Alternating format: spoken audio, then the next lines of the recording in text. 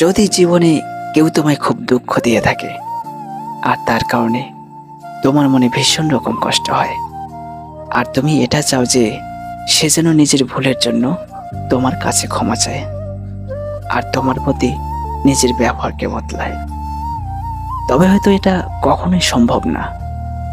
কারণ যারা ভুল করে থাকে তারা কখনোই এটা বুঝতে পারে না যে তারা আসলেই ভুল করছে, বা তারা কাউকে কষ্ট দিয়েছে এটা বোঝার মতো ক্ষমতা তাদের থাকে না।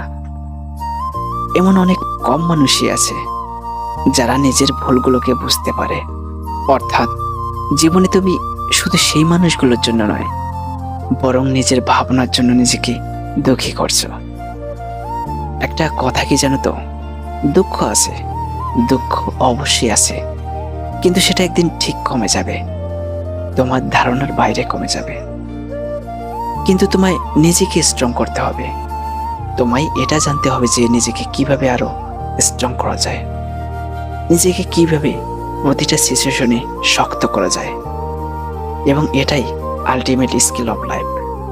তুমি যদি এই স্কিলটাকে ডেভেলপ করতে পারো নিজের মধ্যে, তুমি যদি একবার এই ধারণাটা, এই মাইন্ডসেটটা করতে পারো যে না, সিচুয়েশন যাই হোক না